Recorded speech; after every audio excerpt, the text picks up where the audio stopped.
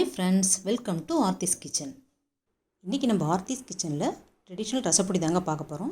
இது நினச்ச உடனே குயிக்காக செஞ்சிடலாம். வாங்க இதை எப்படி குயிக்காக பண்ணுறதுன்னு பார்க்கலாம்.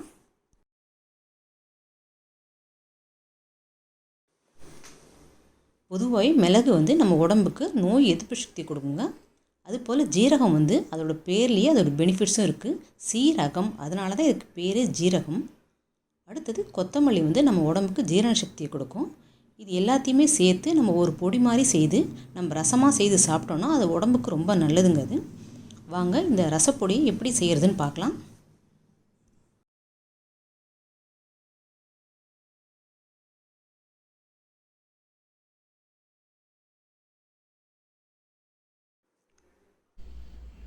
முன்னாடியெல்லாம் அம்மியில் மிளகு, ஜீரகம், பூண்டு இதெல்லாம் ஃப்ரெஷ்ஷாக வச்சு அரைச்சி ரசம் வைப்பாங்க.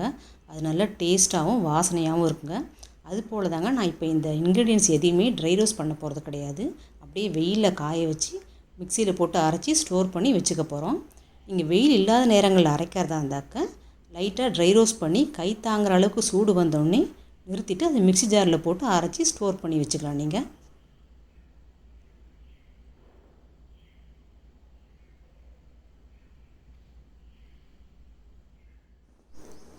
முதல்ல இந்த ரசப்பொடிக்கு 100 கிராம் மிளகு எடுத்துக்கோங்க. அதே கப்லேயே நல்லா குவிச்சு ஜீரகம் எடுத்துக்கோங்க, அதுவும் ஒரு 100 கிராம். அதே கப்பாலேயே 1 கப் கொத்தமல்லியும் எடுத்துக்கோங்க. கடைசியாக 1/2 கப் துவரம்பருப்பு சேர்த்துக்கோங்க. துவரம்பருப்பு குறைவாக சேர்த்தாதாங்க ரசம் தெளிவாக கிடைக்கும். அதிகமாக சேர்த்திங்கன்னா அது திக்காக குழம்பு மாதிரி இருக்கும். அடுத்தது 10 காஞ்ச மிளகாய் எடுத்து அதில் உள்ள காம்பெல்லாம் எடுத்துகிட்டு இந்த மாதிரி சேர்த்துக்கோங்க. இது எல்லாத்தையும் நல்லா கலந்து விட்டு வெயிலில் ஒரு 4-5 மணி நேரம் காய வச்சுக்கோங்க. இந்த மாதிரி நல்லா வெயிலில் காயட்டும்.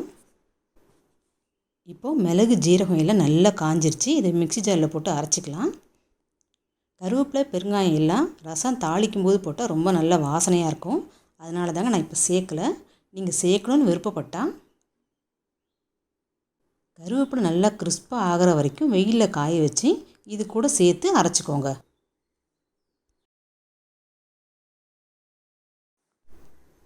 இப்போது இதை ரொம்ப நைஸாக அரைக்காமல் கொஞ்சம் கொரகொரப்பாக அரைச்சிட்டு வந்துடலாம். இப்போது கொஞ்சம் கொரகொரப்பாக அரைச்சிட்டு வந்துட்டோம். அது கூடவே 1 ஸ்பூன் மஞ்சள் தூள் சேர்த்து இது எல்லாம் ஈவனாக மிக்ஸ் ஆகிற அளவுக்கு ஒரே ஒரு சுற்றி மிக்ஸி ஜாரை எடுத்துகிட்டு வந்துடலாம்.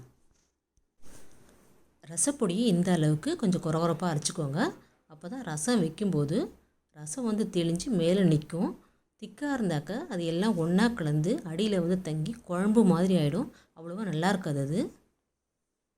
இப்போது மிளகு, ஜீரகத்தோட நேச்சுரல் ஃப்ளேவரோட ரசப்பொடி அரைச்சிட்டு வந்துட்டோம்.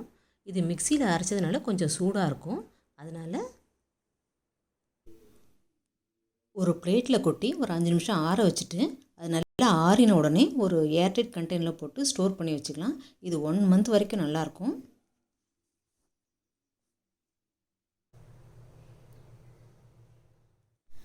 இந்த மாதிரி ஒரு சுத்தமான பாட்டிலில் போட்டு நல்லா ஸ்டோர் பண்ணி வச்சுக்கோங்க. இதை ஃப்ரிட்ஜில் வைக்கணும்னு அவசியம் இல்லைங்க, வெளியே வச்சுக்கலாம் நீங்கள். அதுக்கப்புறம் இந்த பவுடரை வச்சு தக்காளி ரசம், எலுமிச்சம்பழம் ரசம், பைனாப்பிள் ரசம் எல்லாமே செய்யலாம். ரொம்ப நல்லா டேஸ்ட்டாக இருக்கும், எல்லாத்துக்குமே சூட் ஆகும். அப்புறம் சின்ன குழந்தைங்களுக்குலாம் பருப்பு சாதம் ஊட்டும்போது நெய்யை லைட்டாக சூடு பண்ணிவிட்டு இதில் ஒரு பிஞ்ச் போட்டு அது கூடவே ஒரு சின்ன பல் பூண்டையும் தட்டி போட்டு லைட்டாக வதக்கிட்டு பருப்போடு கலந்து ஊட்டும்போது நல்ல டேஸ்ட்டாக இருக்கும். அதனால் அதையும் ட்ரை பண்ணி பாருங்கள்.